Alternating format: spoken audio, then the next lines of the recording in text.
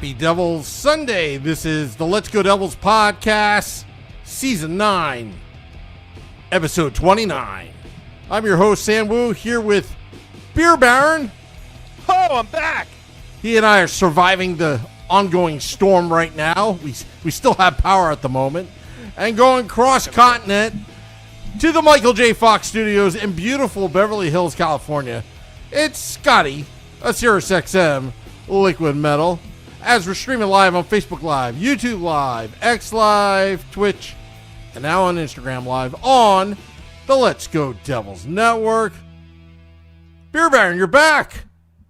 I am back. It has been a long time. I've been very busy with a lot of things. School, changing jobs, finishing my degree, trying to be smarter. But here I am, back, just in time. But here you are. There you go. But here I am. And you know, there it is. There we are. So what's up, bud?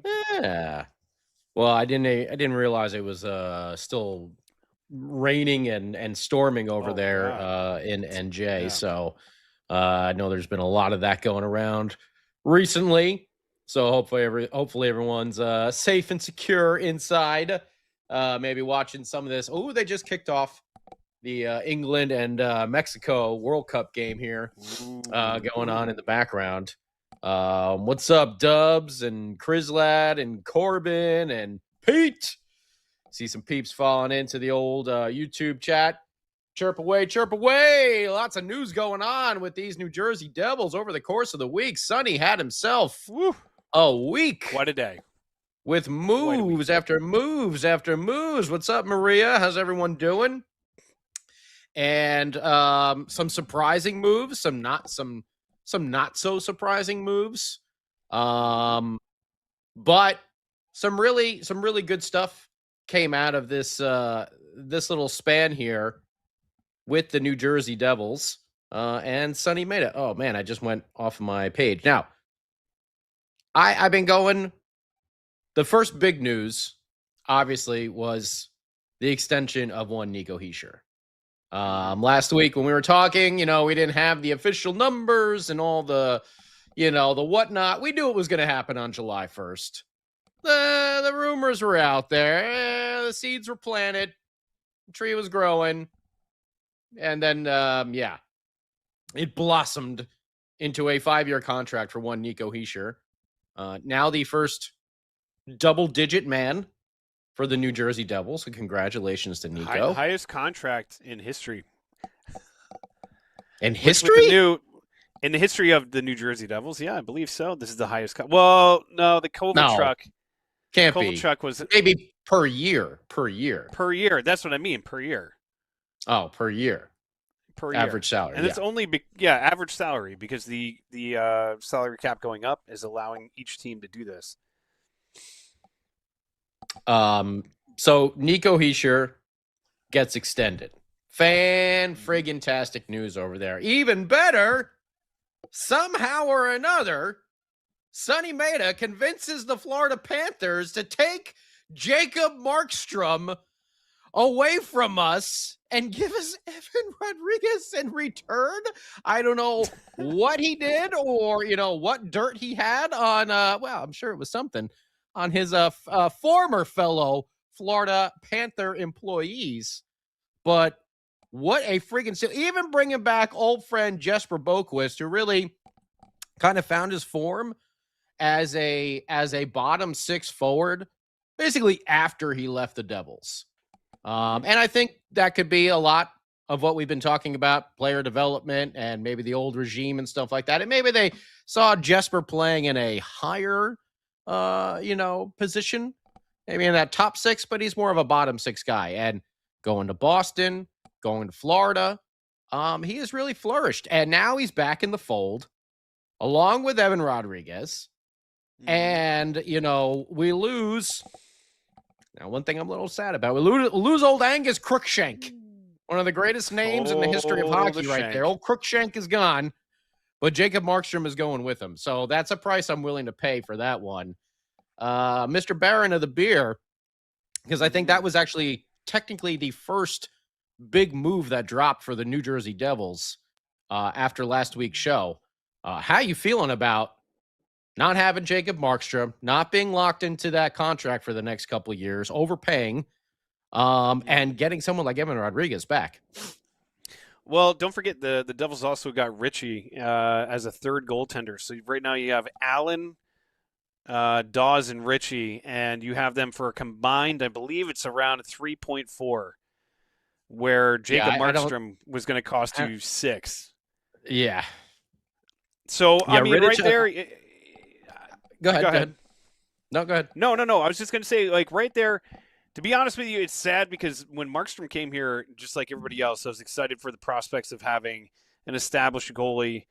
Somebody, like Markstrom was what we thought we were missing. We thought that was going to be the final piece. Once again, it just seems like it's the merry-go-round in goaltending in the net for us because it just doesn't seem to stick. We get somebody in, and Schneider, Markstrom, whoever you want to say, and or Crawford, who doesn't even play, and it just doesn't seem to pan out when it's a name where you're like, all right, we have stability, we have a big name that's coming in, that's going to be between the pipes. This is what we need, and it doesn't work out. So to be sad that he's it didn't work out, yeah, sure, but to be happy that he's not going to be on the books, yeah, you wish him well because you never want to wish any ill will on anybody, but at the same time, like, you don't want to wish him too much good luck because I know there's people out there that are like, oh, watch, he's going to win the Vezina, they're going to win the Cup, blah blah blah blah blah. You mean that unbelievable goaltending tandem in Florida of Jacob Markstrom and Akira Schmid? Isn't it weird? This is another team that has a former Devil tandem, like Colorado. It's very interesting.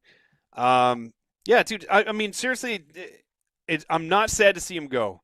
To get that money off the books, to clear up some space, to see what we're going to do. But does it make me nervous that this is the tandem that they're going to be rolling into the season with? A little bit, yeah. And Allen proved that he could pull his weight. But this is going to be, I don't know I don't know if they're going to have like a true competition in camp where Richie and Dawes are going to be going for that number 2 or number 1. Rittich. I'm an idiot. What else is new? No, I can't foresee that happening. Rittich. I think it's Nico Dawes is going to get the shot to be. I know Sam Wu and I were going back and forth about this, but I don't think Jake the Snake is going to be starting 70 to 80% of your games. I'm looking at more like a 60-40 split here. I think Snake will be your lead, and Nico Dawes is going to get a chance to prove himself to see if he can get hot and, take the reins. It's something that we've been developing him for a long time. He's the one that we've seemed to have hung on to a lot. He had a great run a few years back, pitched that shutout in the outdoor game, but then the consistency kind of fell apart on him. So can he finally put it all together? But, we know the Devils have a couple other of goaltending prospects with Malik and Yegorov, but Tyler Brennan was another guy that they had who was like a 6'6", 6'7" monster in there. Did not resign him. He was non-tendered. Nope. Obviously no more Markstrom, no more Schmid. All these guys have kind of come and went. But Jake the Snake sliding in there on that easy deal, $1 million a year or whatever it is, $2 million a year. Was it like 1.5 that he's making for like the next 6? It's around that area, yeah. He's been really solid. Do I think he's going to be able to play a number 1 goaltender amount of games? No, I don't think so. I agree. 100%. I think that this is finally Nico Dawes' shot. Here you go, kid. You went through a lot last year with having to be, stuck because you were out of waivers and stuff like that. And I know there was some discussion going around. Nico Dawes is not on a 2-way contract. Okay, so he can't just he has to pass through waivers if they're going to send him back down. So he's going to have to really suck it up if he's going to get sent down to the AHL. There's also time between now and the beginning of the season where if there's a move, I know there was a lot of chatter around one Mr. Hellebuck and whether that was going to be an option. And, who knows what that's going to be? Do I think he's going to be a Devil? No, I think he might be going to Buffalo. I think Buffalo has the pieces that Winnipeg is looking for. Not to say that we don't, especially after acquiring all those first round picks from the Nemec trade. But I don't know. I wouldn't be shocked if they roll into the season like this and just kind of like weigh on the team like, hey, listen, Dawes, you gotta pick it up. But I mean, if they're both having a hard season and the season's starting to go south quickly, that's gonna be rough. That's gonna be the hard pill to swallow, because if you have an idea of somebody else that they could possibly go and get, I don't know who that person would be, or maybe you find like a lightning in a bottle like they found in Carolina with Bussy or somebody like that. But there's time for it to kind of like sort itself out. But right now, it seems like this is who they're going to be rolling with, unless Sunny has something else up his sleeve. Which right now, I'm going to tell you, we always said like Fitzgerald was kind of a not unpredictable, but he never like showed his hand, mainly because he never did what we thought he should do. Right? Sunny is he's got some game to him, and he's got some of the things he's done, and we'll get into it a little bit more, but I'm liking what I'm seeing so far. Yeah, I mean, if Sunny does have something planned, you're not going to know about it. As a true poker player, he's not going to show his hand. But I think the stuff about Hellebuck, I think, was just all smoke and rumors from people looking for clicks. I don't think there was any legitimacy to that whatsoever. He has said that he wants to stay in Winnipeg and try to make it work up there. So unless Buffalo comes through and blows the roof off the place, Connor Hellebuck will be in Winnipeg once again. What I do think Sunny is going to do with a lot of those picks is, I think who I prefer. I'm a big fan of Mr. Matty Nyes, who is still available now. Thank you, Zach Werenski, for denying that trade to the Toronto Maple Leafs, which Matty Nyes was going to be the centerpiece coming to the Blue Jackets. But Werenski said no. So he is there. However, I think Sunny might be looking at Alex DeBrincat in Detroit, which is going to be going through some big, massive changes. With Dylan Larkin kind of shooting his mouth off, and they said, all right, well, guess what? You're not the captain anymore. I'm sure that's going to be a happy environment to be in if he doesn't get traded to Minnesota at some point or another, which seems like the so obvious destination for him, being that Billy G said that from day one, his number one priority is a top center. So I would not be surprised if Sunny is looking into getting an Alex DeBrincat. And that is someone who would be... Now, the thing that worries about me is DeBrincat's a little bit smaller. He's only like 5'8", 5'9", I think, listed. He's not a big guy, much like Jack and Jesper Bratt. But I think he's a right wing. Jesper Bratt's a left wing, and you got your center there in Jack Hughes. And if you want to talk about a goal scorer, a finisher for Jack and Jesper, DeBrincat is your man right there. He can put the puck in the net.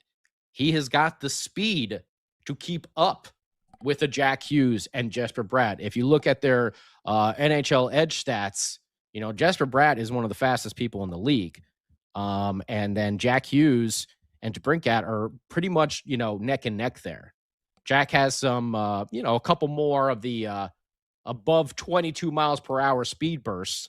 But if you look at their like 20 to 22 mile per hour speed burst, all three of them are heads and shoulders above the rest of the league. They're up in like the 89th and 90th percentile, which if you get the three of them on a top line, whoo, man, is that going to be hard for teams to deal with. Two glorious playmakers, one who could put the puck in the net himself with Jack Hughes. I think Jesper Bratt Jack, he's had his big goal scoring year, but DeBrincat, man, he can really get to the net, get into the areas, and use the speed for those rush plays that we saw the Devils take advantage of in the Lindy Ruff days. Mm-hmm. If that's what happens, now listen, I like Matty Nyes just because he's bigger, he's stronger, he can add some more of the oomph and toughness, which we all know this team needs. But DeBrincat would be a very, very nice, one or two, A or B, kind of pick your choice right there. And with Seamus Casey kind of just floating around there in the AHL level, someone like a Dawson Mercer, and all of these draft picks now that the Devils have since they acquired them, Sonny's got some room to go ahead and make that. And especially if Detroit's going to be blowing it up, I mean, whew, that's a thing. With Nyes, you got to figure that Gavin McKenna is going to be playing in his regular spot up there with Austin Matthews on that top line. I mean, it's still, I think he's a great player and someone to keep, but he's also very attractive to tons and tons of teams out there because he's under control. His salary is not outrageous, and he's like I think he's 24. And dude is a bull out there on the ice. He's a big boy. Yeah. And he's not afraid to throw him around too. And that's one of the things. That's who Nico Hischier dropped the gloves with. Over the course of the last season. So we know that is there, but also, you look at DeBrincat and then you look at, he would just fit in absolutely perfectly with a Jack Hughes and a Jesper Bratt.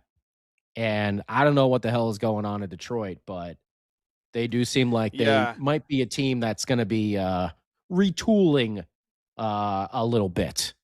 So the Yzer plan isn't really working out too well, and they might need the second version of that. But I just to kind of address something as you're saying all this, Jay Snow over in the YouTube chat was saying that Detroit said no to DeBrincat. So I'm kind of curious, Jay Snow, where you heard that from, and him and a few other people were bringing up the fact that the Caps are really going all in. And I mean, the Capitals this year, they had a hell of an offseason. And a team that is bringing back Alex Ovechkin, and I think they're really going for it, probably to give him a proper send-off. Then you look at Florida, I mean, you could have a line with both Kachuk brothers and Bennett on it. That's a team that still scares the hell out of you because they're only, 1 year removed from being back-to-back Stanley Cup champions. The East is a problem. Like, there's a lot of big, heavy teams in the East. I mean, there's a lot of big, heavy teams in general. So bringing in a DeBrincat, I love that move too because, dude, putting him on a line with Jack, that's a line that feeds families for generations. I mean, that would be a very dangerous line out there.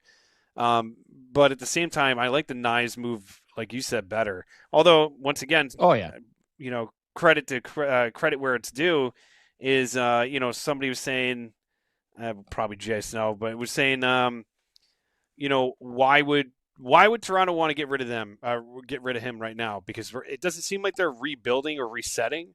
They're just tweaking around. I mean, they got Radish in their line now, so they're not really going into full blow up mode. And I understand, like, if you can knock their socks off, and look, they were trying to get Werenski with him, so yeah, he was almost traded to Buffalo at the trade deadline too. Like Matty, he's attractive to everybody, but the reason why he's available is two words: Gavin McKenna. Those are the two words, and that is all the reason you need for why Matty Nyes is going to be available out there. Look at his contract; it is very team friendly. What's I think was it 7? Is it $7 million, or is he at 5? I can't remember off the top of my head. It's either 7 or 5. He's locked up for the next couple of years. He's young. He's already scoring. He's got experience on the top line. I mean, he's big. He would provide protection. He's obviously not as fast as DeBrincat, but he's still got some skating speed there. So he can theoretically play with Jack and Jesper or Holy hell, would that be a second line with Nyes, Timo, and Nico? So, yeah, there's a lot going. What's that? No, I was just saying like maybe giving Timo a little bit of a boost too, having somebody out there that a bigger body they can throw around. So yeah, no, I totally agree. I feel like that would be a great fit. I would actually prefer that over the DeBrincat just because adding more size and grit to this team in a positive way. In a guy that's going to be able to score, not just like a big body out there who's just going to be knocking people around, and then you can he ends up being a hole in one of your lines and you can't rely on him to score. Like he could score. He's going to put up points. He's going to do what you need him to do. And he's also going to do a lot of the heavy lifting too. So that definitely would be a player that I would be, interested in the Devils going after. We do have to talk about the fact that Sunny did something that this team has never done before. He went out there and he the whole story, the way it breaks down, and you can correct me if I'm wrong about this. During the draft, the Devils and the Mammoth had a deal in place where I don't know the full extent of the deal, and I don't know if the details of the full extent of the deal have been leaked out, but Hayton was going to be coming to New Jersey, and at the 0 hour, the Mammoth were like, you know what, we changed our mind and pulled the plug. And if you don't think that pissed Sunny Mehta off, or if you don't think he's being a little bit kind of, twisting the knife a little bit on this one, then you have to look at the details of this deal. So Sunny Mehta does something that has never been done by any New Jersey Devils general manager before, which is doing an offer sheet. We've had offer sheets done to us before in the past. Most recently, I think Simone Nemec had been offer sheeted. I forget by who. I have to look that up. But he goes out and he puts an offer sheet in. He makes it for, I think the Mammoth had available their cap. They had, let's say, 4.75. And he made the offer sheet for 4.775. So just enough to be like, well, there's nothing you can do. If the Mammoth accept the offer sheet, or if they match it, then he, how does this work? If they match it, then he cannot be traded this year, and they're basically walking him to free agency to become a UFA. Yes. If they do accept it, then we're getting him for a second round pick, which is wild, absolutely wild. Is it a move that's popular with a lot of GMs out there? No, but don't worry. Philadelphia said, hold my beer, and did something even crazier with Leo Carlson, which we could talk about that too, because that was definitely that was a ballsy move. But I mean, also keep in mind Utah signed Trocheck and Anders Lee as well, so I don't think they're going to be missing Hayton. I don't know why they pulled out at the last minute. Maybe they thought that they weren't going to be able to sign one or both of those guys, but they did. So I don't foresee them matching this offer sheet. I don't think so either. I think they're going to let it go through.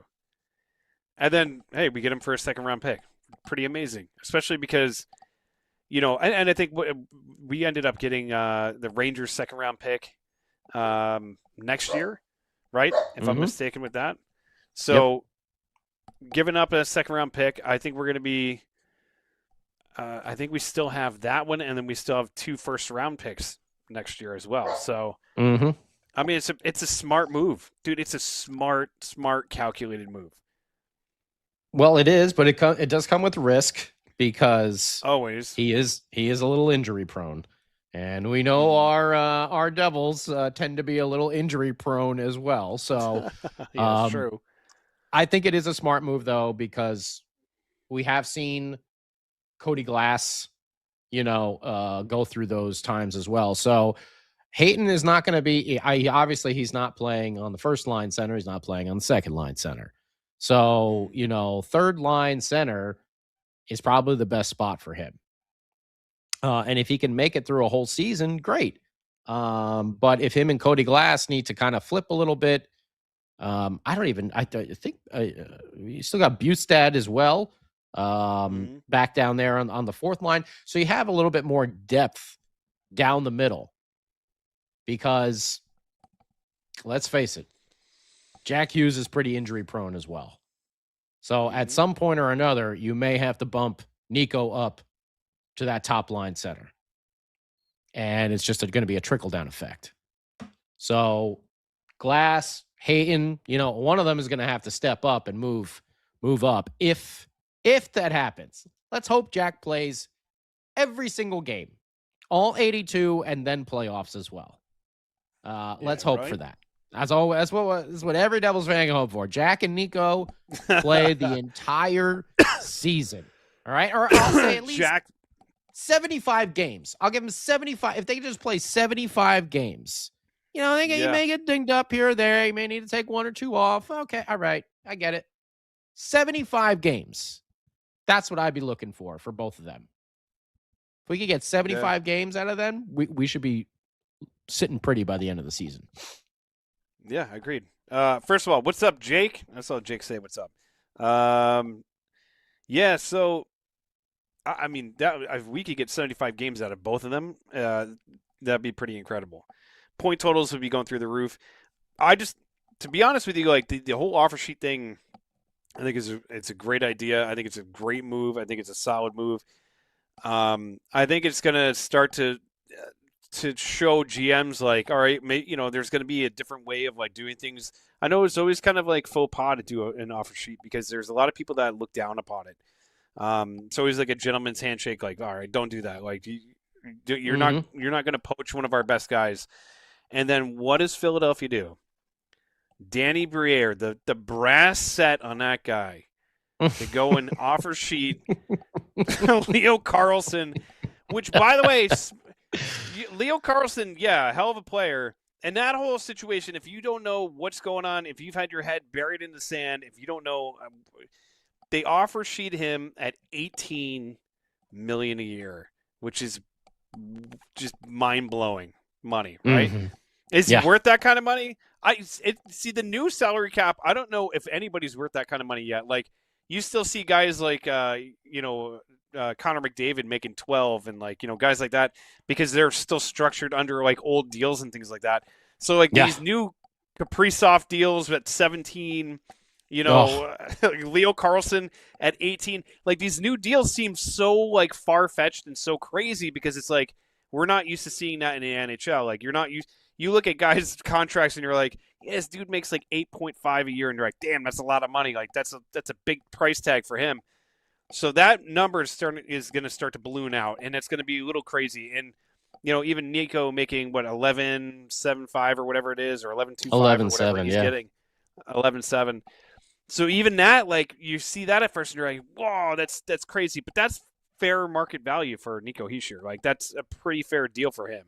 And if Jack were to get a new contract, Jack's new contract would probably be in a range of 15. I know a lot of people are, they're so crazy because how injury prone. I'm telling you, by the time he's a free agent, I bet you he'll be about 20. He'll be 20.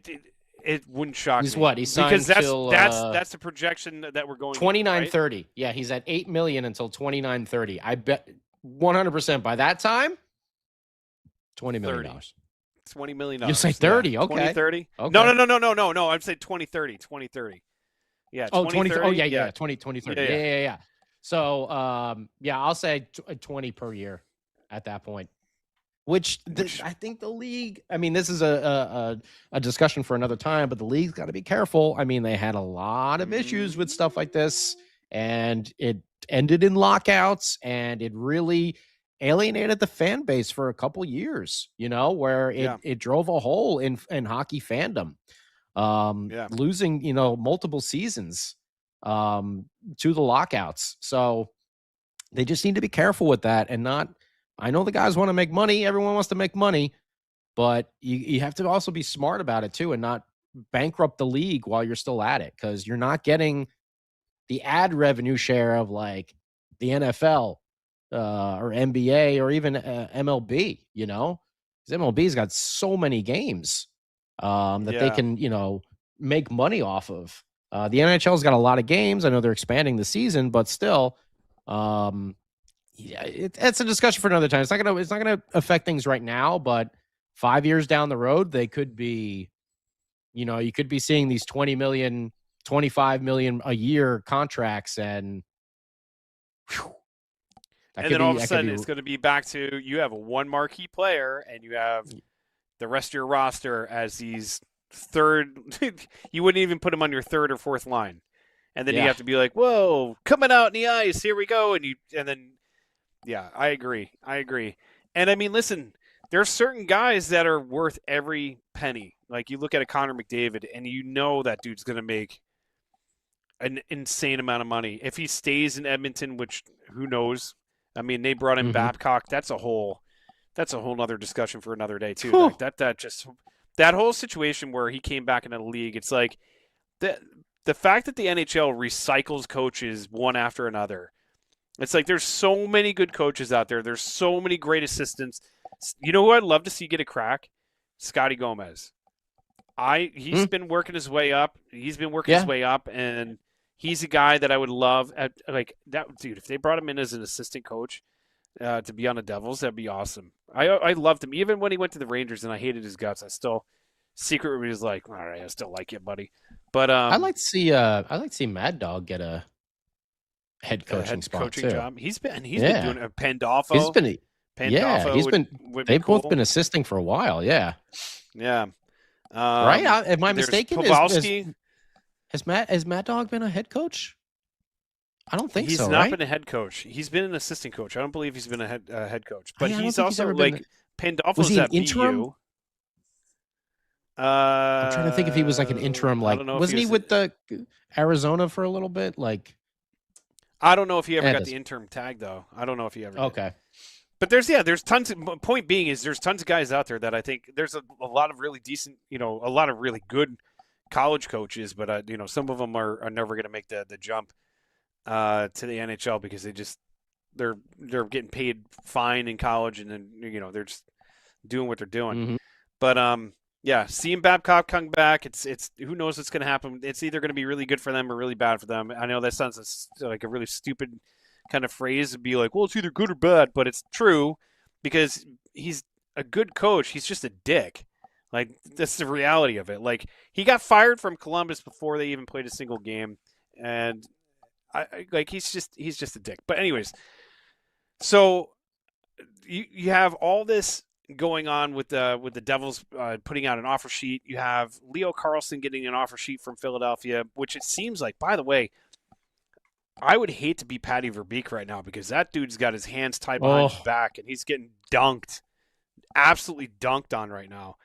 Oh, and one of the things that like makes it worse is like he's gonna lose Carlsson.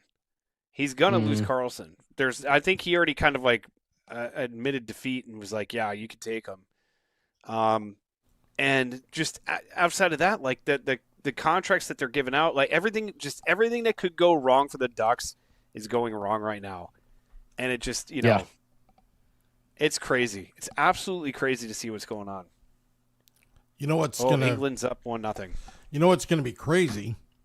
Oh, does that hit a reset of what everybody's value is? Because that's an enormous contract. Yeah, that's what we were saying. Yeah, it's like it skyrockets out of control then. Like, how much is Jack Hughes worth on the open market if he were to be a free agent today? Or Quinn Hughes, for that matter, because 18 million, are these guys going to shoot for the max, 20.3 at this point? If you want to handcuff your team, like, you have to go into it understanding like you can't take that max deal because you're going to screw the rest of your roster. And if you're actually trying to win, that doesn't put you in a position to win. Like what Kaprizov did, taking that $17 million deal, was, I think that I still feel a way about that whole situation because you look at like him, that's such an overpay where it's like, yeah, he's really good, but is he 17 million like setting the market good? I don't know. I don't know, to be 100%. And I think that kind of screwed them in a lot of different ways because they're going to have guys, and Sam, you could talk a little bit more about this because I know you've been very vocal about the Quinn Hughes situation, but just trolling. Oh, I know, but I mean, it does in reality, because his contract goes into effect this year. It does affect what they're able to do, and I don't know how much money they have allocated towards like free agency this year, but how the hell are you going to be able to fit that contract and Quinn Hughes' contract into there?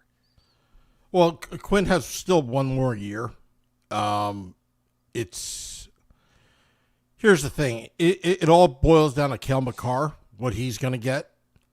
But if you're Cale Makar right now, and you look at that contract, I know it's a different position. Mm-hmm. He's got to command at least 19 at this point, in my opinion. 100%. You're looking at comps, and if the Colorado Avalanche really want to screw, the Minnesota Wild, they would give Makar a gigantic contract because that might take Minnesota out of the game because you just established the market. If you give him a max contract, I don't know if they can afford it, but I'm just saying, in theory, why wouldn't Quinn want the max for 3 years? Is what they're saying, and he's worth it. Yeah, so he could easily make it. So that what the Flyers did was they really disrupted the league. Sunny started everything. He was the first to make that offer sheet, as far as I know. But the Flyers came in with the bold statement, we're here to win. We'll do whatever it takes. The free agent market sucks. So we're going to go to the restricted free agent market. And we don't care who we screw. The Flyers have done this before. Bobby Clark, I believe he did it with Vancouver years ago. I think this also has a lot to do with Cutter. I think it has a lot to do with that situation. Sorry. I hate it's 2-0 England. Not to hate to say it, 2-0 England. Mm-hmm. Oi, Jordio. I'm not saying that it 1,000% is, but you can't tell me, just like the Sunny Mehta thing, like you can't tell me that there's not a little bit of like, all right, you're going to screw me. Here you go. And it's by the book. They're not doing anything wrong. Like Philadelphia did nothing wrong. Kind of like Carolina and Montreal a few years ago when they were going offer sheeting back and forth. Remember when there was Shea Weber, the offer sheet for Shea Weber? Mm-hmm. And wait, who was it? Who was it? That was Philadelphia that offer sheeted Shea Weber, wasn't it? If I'm not mistaken. I don't remember. And then it didn't go through, and then he signed that massive contract. Well, at that time. Well, I think the most infamous offer sheet was Joe Sakic to the New York Rangers, and Colorado matched. At the last minute too. At the last minute. But that was a totally different era. There was no salary cap back then. Yeah. But the problem was the Rangers had unlimited cash while the rest of the league did not. So when the Rangers were poaching every top tier player in each division and conference, they weren't performing, and it was just really bad look for the league. I mean, I truly believe the Rangers' spending habits caused that 1 year lockout. Completely caught because it just the imbalance of the league. None of the other teams could have that kind of payroll. I think the Rangers, if I'm not mistaken, they had $100 million payroll back in 1999. Like, it's ridiculous what they had. With and Bobby Holik. Nothing with it. Yeah, did nothing with it. Lindros, Pavel Bure, Theo Fleury, all these guys. Mark Messier, second tour of duty, did absolutely nothing. Nobody remembers that stuff. That was in the was that the Gretzky years too? No. Well, Gretzky had 1 year with Messier. I think it was 97, if I'm not mistaken. I think they went to the conference finals that year, but they lost to the Flyers. But then Messier went to Vancouver, and Gretzky, played his last 2 or 3 years with the Rangers. So, but again, it's like these offer sheets. This may be the new thing now, because it used to be the good old boys club. You don't do that to me, I don't do that to you. It's. Yeah, well, that's what I said, and then you get these younger, newer GMs like Sunny Mehta, who's just kind of like, you know what, like, no, we're gonna do this, like, and like I said before, I don't know, by all accounts, the whole situation was they went into the draft and they had a deal in place, and the deal was like, all right, all we have to do is just send this to the office, let's cross our T's, dot our I's, blah blah blah blah blah, and at the last second, Utah was like, nah, we changed our mind. And Scotty brought up a good point. Maybe they were doing it because they didn't think that they could get Trocheck and like get these, these other deals in place. And that maybe that was like, oh, well, maybe we can't do this. So like, let's pull the deal off the table. Like, we don't know if we're going to be able to like figure this stuff out. And then apparently it made Sunny Mehta upset. And he was like, no, I'll figure out a way to do it. And if that's the true story, that is cool as hell. And it is something that, like, yeah, it's, it's not as big as the Leo Carlson thing, but it still shows you, like, hey, listen, like, if you want to mess around, I'll find a different angle to get back at you, and I'll find a different angle to get what I want. Assuming this deal goes through, how much cap space do the Devils have? Like $7 million at this point? Devils have a little more. 7.5. Yeah. Yeah, 7.5 or somewhere around there. So that leaves. So they still have room. It leaves room for another trade, because if you're trading salary and bringing a big guy back, with a $7+ million, contract, it seems like Sonny's keeping Dougie. I think he's, I don't have a problem with that at all. I think honestly, Dougie, has done a lot for the team. He was the first free agent splash, in the Harris Blitzer Sports Entertainment era, other than Mike Camilleri. But I was kidding. But the biggest news out of Camilleri was when he changed from 23 to 13 because Lou was no longer in the organization. Yeah. Well, I don't want to stir the pot, but I guess I will. Do you think Sonny's done with the goaltending situation? Yeah, no, I do. I don't. I don't think he's done. I don't think he's done with in his efforts to look around. I'll put it that way. I think if nothing happens, he'll be like, all right, cool, and then he'll sit and he'll be like, all right, I'm fine with the trio that we have.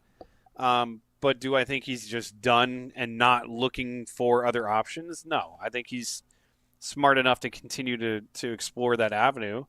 Whether it's Hellebuck or whether it's not, that's to be seen, because the whole Hellebuck situation, like Scotty said before, a lot of smoke and mirrors around this time of year. That's a lot of what you see, pre-draft, post-draft, pre-free agency, post-free agency.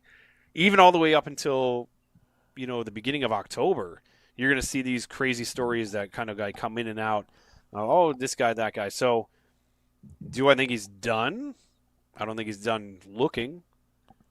But I think what who Sonny knows can if anything do flushes out. when you have a $7.5 million left on the cap, getting rid of Nemec was huge. But because you have that space left, you can at least make it difficult for other teams, because I saw rumors of Carolina getting in on Hellebuck, and that's a divisional opponent. You've got to drive up the price.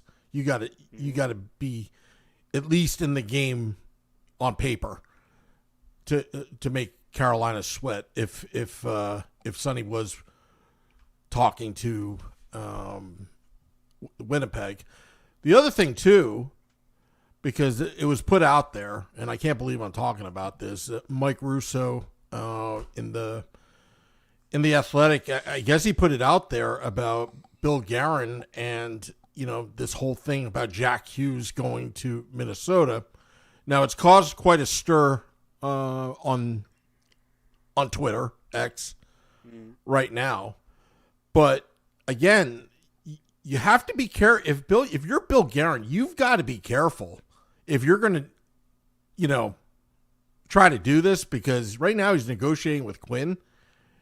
You got to be careful of tampering, on his end, because honestly, that if he's negotiating and he's talking to the Hughes family and he's talking about Jack, that's a big no-no.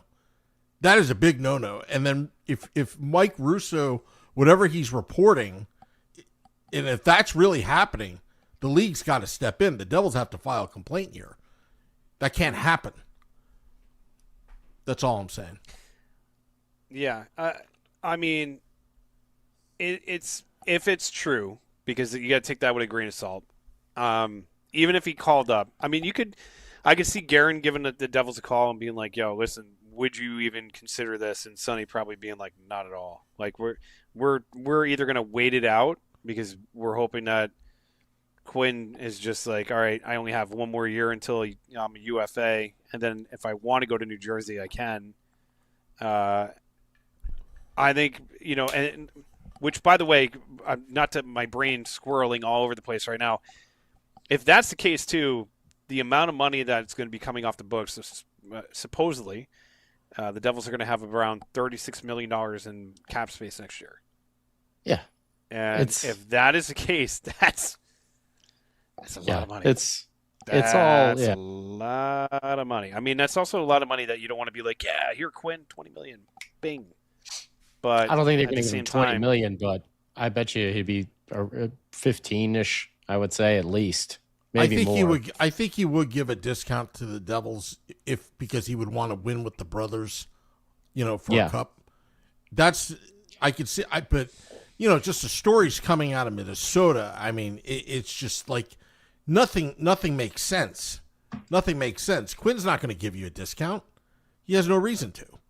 For the Devils, he would, just because his brother's on the team, and he doesn't want to tie down the team with his brother.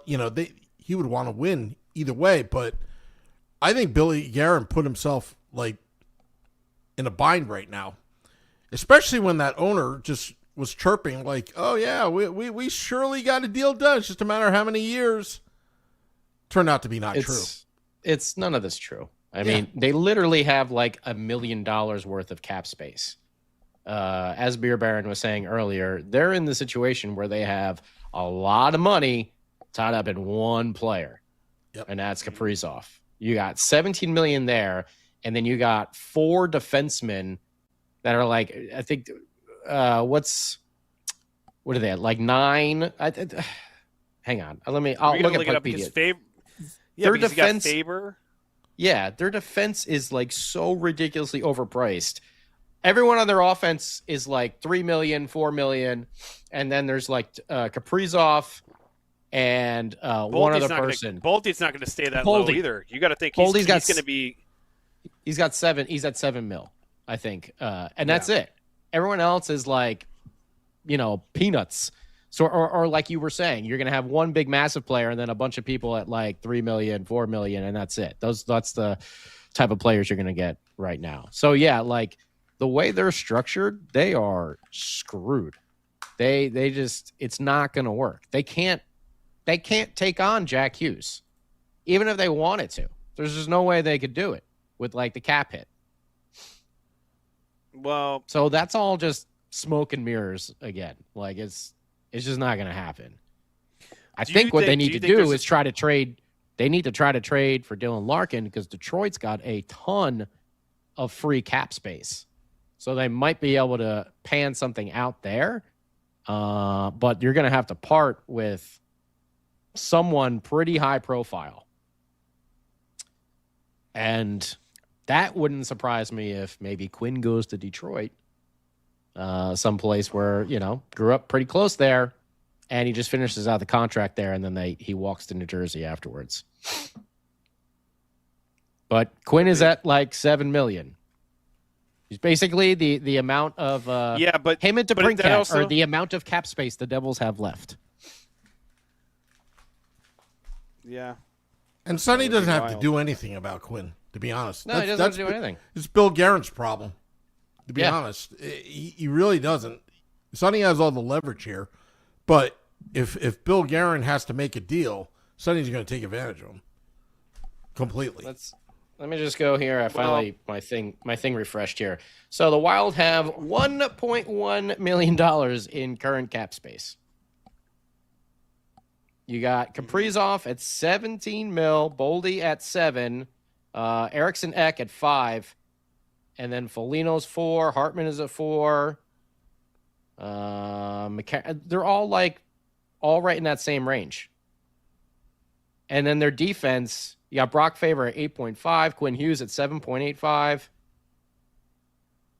Brony at 6 million. Olimata and Zach Bogosian are your two, they're 3.5 and 1.25. You got 8.5, 7.8, 7.58, and 6 million on that defense. It's a lot of money right there. And then Gustafson. Look at our defense right now too, bud. I mean, we have 9 million, and we have 18 million tied into two guys. Well, one of them is not going anywhere, and the other one is only going to be around for another 2 years. So, Big difference. Yeah, I mean, Quinn won't be in Minnesota, after this season. What I would predict is he'll get flipped at the trade deadline. That's what I'll predict. I don't It know. all depends how. If Minnesota is playing like they were last year, where they're like top 3 team in the league, I doubt they're going to move him at the deadline. Unless you think they're better than Colorado? No. But do you think they're better than Edmonton Or Vegas? Or Dallas? They're not. They overvaluated themselves. Yeah. It's the West is very, very weak, but is extremely top heavy, where the East is more consistent throughout the divisions. Yeah, true. That's why we saw so much of the flip flopping in the wild card, throughout the year. I honestly think you would have a better shot going on a run in the Eastern Conference than every year trying to get through Vegas and Colorado. Edmonton. Good luck. What's his name from Carolina? Freddie Anderson there is going to be the next goaltending. They're going to eat him alive. He's such a good dude, too. They're going to be like, oh, Freddie Anderson, you did so good. And admit, because listen, the reality is if they didn't make that switch to Bussy in the Stanley Cup Finals, they were going to lose that Finals. If Freddie Anderson got, quote-unquote, he got concussed, but, dude, he was letting up some pretty bad goal. Vegas figured him out pretty well. They're like, yeah, we got you.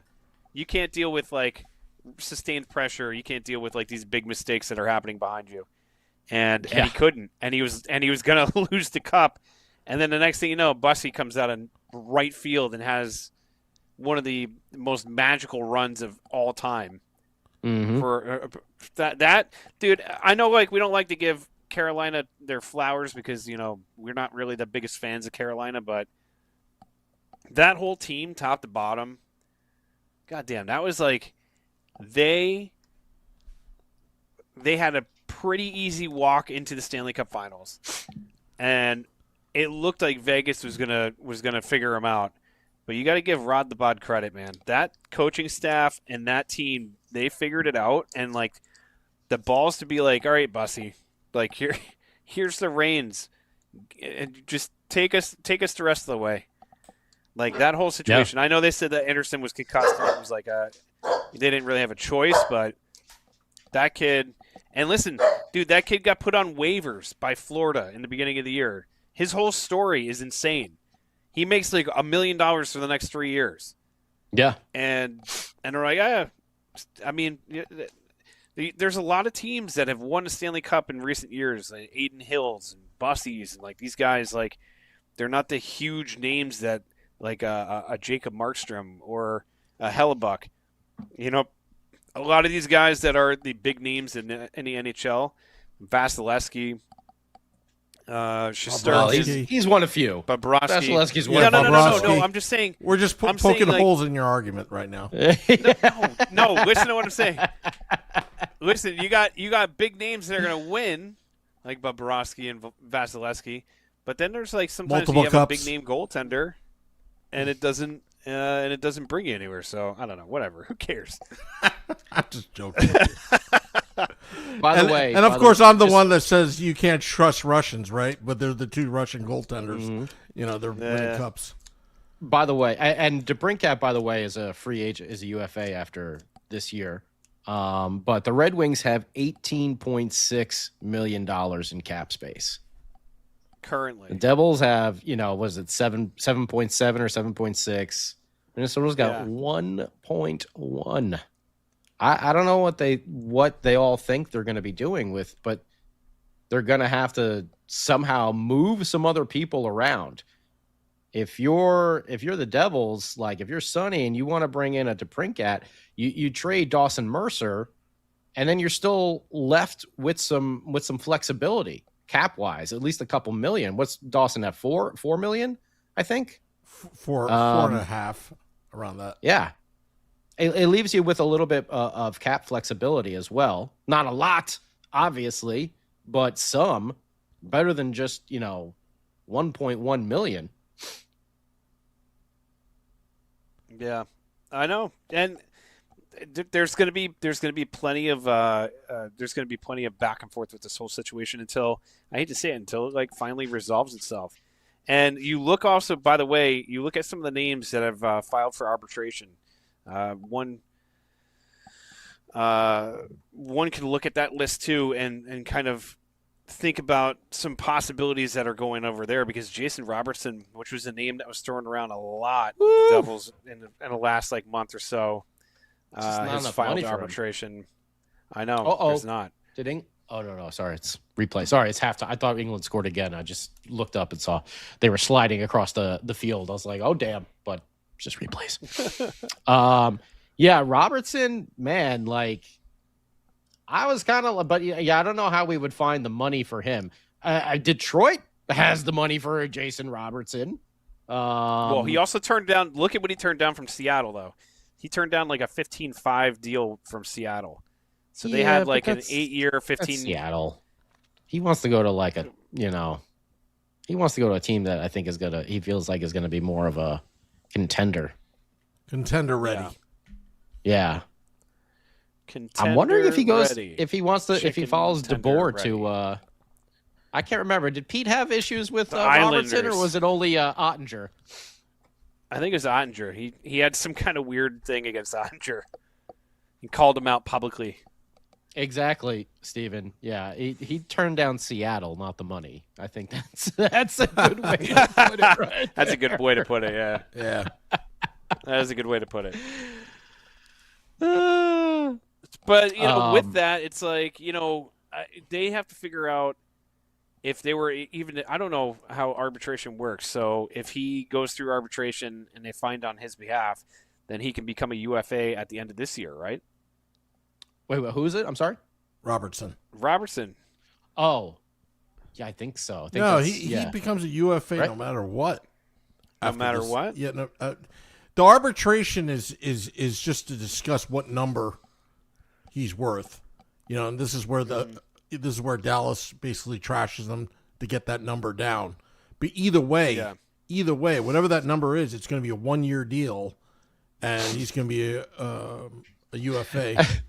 As we all remember from the Scott Gomez days when they went to arbitration and your dad is your agent arguing with Lou Lamoriello over why you shouldn't pay your son more money. And the next year he signs with the Rangers. I can't imagine what happened there. Or Scott Niedermayer, Niedermayer, yeah. I would love to hear Gomez's version. It's got to be out there somewhere, right? He's probably told that story somewhere. I'm sure he probably we should would. get him on. We should get Scott Gomez on and be like, what was it like when your dad negotiated with Lou in arbitration? Yeah. What was Just let him tell that story. Like? Were you allowed to say anything? Were you sitting there laughing, or were you sitting there like, oh my God? Did he question your work ethic? Remember when you pulled that prank on me in the locker room, Lou? How about that? What's that worth in arbitration? $2 million. He said like he was like gonna chew him out, and Gomer was like, "Oh yeah, okay, good, yeah," and then like Lou really chewed him out hardcore. And Gomez was like, "What's going on?" Yeah. He's like, I'm gonna. Yeah, that's right. He let him, like, stopped him before they went in the locker room. He's like, "Hey, listen, I just want you to know, like, I'm gonna yell at you in front of everybody, but it's not like it's not for real, okay? Like, I'm just gonna yell at you." And then he actually did it. That's like such a dad move too. Like, listen, I'm gonna yell at in front of the others. I'm gonna have to yell at you because you guys all messed up. I'm gonna yell at you. You're gonna take the brunt of it, but don't worry, I don't really mean it. And then you actually go in and just blast them. Yeah. Dad, what did you do that for? Go to your room. I told you. I would love to get talk to Lou and just. He should do a tell-all book. Because the whole thing that happened with like Fetisov and like going to Russia and like smuggling players into the United States. He's got to have some amazing stories. He's got to have some absolutely insane stories of like he went in there and he knew his hotel room was being bugged. Like that whole story is like one of the wildest things I've ever heard. I think what do they talk about it in the if you watch the Miracle on Ice, but it's from like the Russians' point of view. It's on Netflix, and they talk about that a little bit. And dude, the brass set that he must have had just to go like, yeah, I'm gonna go to Russia and get some of these players signed over here. We'll figure it out. Oh my God, yeah, Lou would be great. But listen, boys, you know what? To be honest with you, this whole off season so far has been almost everything that you could hope for in a sense of like Sunny Mehta is doing a lot of like house cleaning and getting out from under some of these contracts that we thought we were going to be just hamstrung with for the next 2 years. Like the Markstrom deal that we started off the show with, I think the one thing that we didn't touch on is the fact that like when that deal came down, it almost you sat there and you were scratching your head and you're like, dude, Fitzy, like what are we doing? Like, why are we handing out these deals? Like, these guys don't need no movement clauses, no trade clauses, and this, that, and the other thing. And now you're giving this dude an extension? Like, he hasn't been playing good. Like, have you been watching? So, the fact that he got out from under that is absolutely incredible. And like you said, he gets Rodriguez back in return. Rodriguez, also gets Boquist as well. And I was you got Boquist who can play center. You got Bustad who can play center. You got Glass. You're going to have Hayton. You have all these guys that can fill in that center position where we know they've struggled a little bit recently. So, yeah, I mean, I really like it. I almost forgot that Boquist and Bustad can play the wings or center, but yeah, man, I like the moves. Gritsyuk as well, re-signed. Gritsyuk, yeah, I was just about to say that. He got Gritsyuk re-signed, and that happened, boom. Nice and easy. Wasn't like a drawn-out deal. It felt like it was just as soon as he sat down, boom, here's the numbers, there you go. Gritsyuk, who's like the funniest interview of all time. I don't know if anybody's watched any of his like recent interviews. Dude's like, it's pretty funny to see what he has to say, but yeah, dude, he seems like he's no bull. He gets everything done. He's just kind of going through the process. It's also early. Like, don't forget, we also loved Fitzgerald at one point.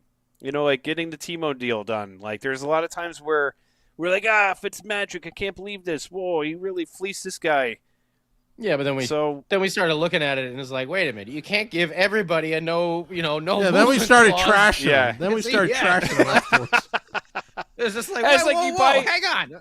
Everyone can't have a no movement clause, Fitzgerald. Like, hang on a second. Slow time out. Time out. What's going on here? It's like starting to date a girl, and you're like, she's wonderful. She bought me beer. She's great. And then, like 6 months later, you're like, how's it going? Well, she's horrible. I hate her guts. I'll stick it out. I'll stick it out for another couple of years. But she's horrible. That's exactly what it is. That's what it felt like. Well, I mean, honestly, his record. I mean, they had a record-breaking season. You know, I mean, Well, you can't ignore that. I mean, you can't ignore that. Yeah. Yeah, but we also ran, we ran the people out of town. Like that happened. That whole season happened, and it was like that was amazing. Even though we lost in the second round to the Canes, but it was like it's okay. Like we had too many injuries. Gerald, remember that? Fleece Gerald, he's in town. Look out! Lindy Ruff is on a revenge tour, and then the wheels exploded off. They didn't just fall off; they exploded off of that one. And we're like, oh, get Ruff out of town. I still wanted him. Lindy was one of those coaches where it was like I couldn't tell if the players really loved him or hated him, because there was interviews with Nico where you're like, oh, he definitely does not like Lindy Ruff, and then Jack would be like, yeah, Lindy's the best. Like I've learned so much from him. So I don't know, man. Like I'm hoping that the off season continues in this trajectory. Like it just continues to evolve in the way that Sunny's doing it. Two things I would not be shocked about is if he doesn't really make any big swings for the rest of this, this offseason, because he's looking at next year and saying like, dude, we have $36 million available. I think we should hold back a little bit and then really swing for the fences next year. The only problem with that is then you're losing a year of prime Nico and Jack. So I don't know. It's gonna be an interesting month and a half before we start to see PTOs and all that other stuff coming in. I wouldn't be surprised to see maybe one more move. I actually have to. I gotta look here real quick at the Devils. Because their cap now is that with the offer sheet. Is that? It's not. No, it's not. So, yeah. So that's 7 million, 7.6. It's going to go down to about 3 million. I thought it was already earmarked. No, that's already earmarked. It's already earmarked. It's not on their. Because they had 11 something before. It's not here on Puckpedia. I don't see him listed on the roster. I see Rodriguez. There's Gritz's new contract. I see Nico, Bustad, Glass. Their math is off. Boquist, Hamanaho. A website based on mathematics is off. Well, I think Utah technically I think they still have some time to match it, right? They have a couple days left. Yeah, so you have to wait for that. So just keep that in mind. That's something that we just messed up on. That 7.6 million is going to go down as soon as Utah doesn't match it. No, I read it somewhere. I think it was James Nichols said it was already earmarked. It's at 7. Nah, I'm looking right at it on Puckpedia. Okay. Remember when we had this text message and I was telling you no, and you're telling me all these other people said this, that, and the other, and I was like, nah, dude, it's right here. What? That is a goalie tandem? It's not a goalie tandem. It is a goalie tandem. All right. Well, is it? Unless you think Jake Allen is going to be playing 65 to 70 games, that is the definition of a goalie tandem. It's a trio. It's a trio. I don't think it'll be a trio. I think Rittich is just kind of like a backup. And, yeah, I think it'll be Nico and Jake go in there. And if they falter, yeah, I expect Sunny to make a move. I don't think he's going to sit on them the entire year and just watch the season crumble. I think if he does, if either of those guys really struggle, hey, you never know, there might be an injury. If Rittich comes in there and he falters as well, I would see Sunny making that move. So I can see the Hayton thing on their transactions, but it's not counted against their salary cap just yet because he's not officially on the team. Mm-hmm. So okay, I see like I said, Rodriguez. There's Connor Brown, Stefan Nason, Cody Glass, Bustad, Boquist, Hamanaho. Dodonov, we know is not coming back. Timo, Jack, Jesper, Nico, Dawson Mercer. You suck, Scotty. You're right. Sorry for being right again. I apologize. But You're we've also right. Look at you. we've also You're heard right. Dawson Mercer's name, mentioned in a lot of trade rumors as well. So there's ways to get around this. And Sunny is smart enough as a GM, as a hockey mind, as a poker player. I heard poker players are pretty good with their money. How to work this and how to maneuver. There is a way to make this happen. You just got to make some of the right moves. And so far, I feel like Sunny has been making those right moves. I wouldn't be surprised to see one more be made. I don't believe it's going to be like a Hellebuck type of thing. I think it will be for someone scoring. Because I don't think Sunny is going to just, let's just wait till next year. That's not the way to attract free agents. This is the season. True. You got to go all out every single season. Unless you're in a rebuild, and the Devils are not in a rebuild. No. They got Jack Hughes, they got Timo Meier, they got Jesper Bratt, they got Luke Hughes, they got Nico Hischier. You got Dougie for 2 more years. Utilize him. See if you can get something out of him. Yep. Dylan will be Agreed. gone after this year. Hopefully Brett Pesce can stay healthy. Then you got Kovacevic and Siegenthaler are signed pretty, the Kovacevic one, I don't know if it was necessary, but Thanks, Fitz. yeah, again. Yeah. But I think you gotta be shooting for the stars here. I think there's a lot of reasons to need to shoot for the stars, and I think this was going to be my final thought, gentlemen. The reason why you need to shoot for the stars this year, and the reason why Sunny needs to go push his chips all in, is because you don't want to put yourself in a situation where Jack is going to be looking for a way out. If you want to have him be a centerpiece for this organization for a long time, you need to start winning. A lot of people are like, he wants to go somewhere where the brighter lights or this or that. I think he likes the lights just fine here. I think he wants to win. And I don't blame him. Now, also on him to stay healthy, but at the same time, you go. we need to get that's on you, bud. That's on you. That's why we have a lot of centermen right now. Exactly. Yeah, with your shoulders and your hands and all that kind of stuff. No, but seriously, like, if you want to keep him around for the long haul, and if you want to possibly get his brother here, if you want to get Quinn here, you need to win now. Winning now at all costs.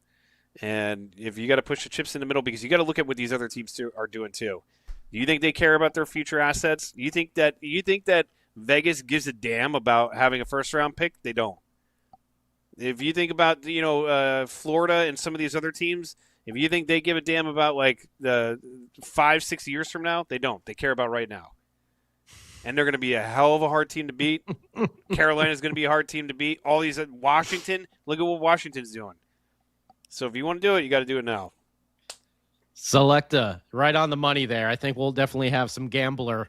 We'll have to get Samu to update from Lindy Ruff to Sonny's head for those videos. And yes, we'll get a little bit of the old. You got to know when to hold 'em, know when to fold 'em.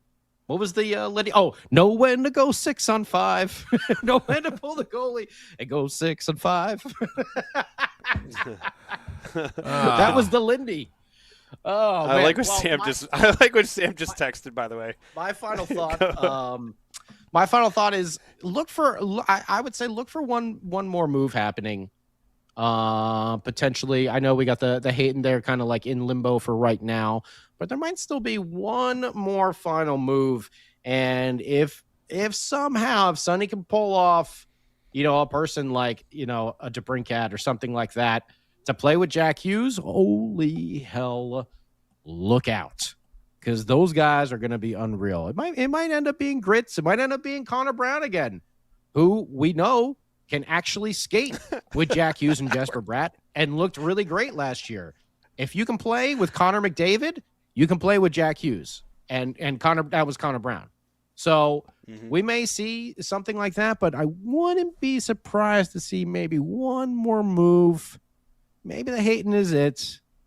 Maybe that's why I feel like it's not officially done yet, but I like so far what Sunny is doing. I'm gonna say I'm gonna give him a. I'll give him a straight flush. I won't give him a royal flush. I'll give him a straight flush right now. Still a hell of a hand. Wow. Hell yeah. I'll give him a pair of kings so far. Anyway, I have really nothing to say other than for whatever reason, if the opportunity presents itself, I'm going to predict Sunny's going to get a goalie. If it presents itself. And that's all I have to say.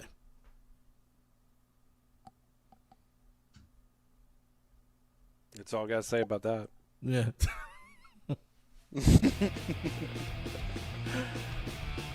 Just dead air. Anyway. I want to thank Let's go USA. all of you. Yeah. Go USA. That's what I say. Dropping the podcast in about 20 minutes. Thank you, thank you, thank you. Keep it here. Keep it real. Thank you, guys. Thank you to everybody tuning in. Till next time, let's go Devils.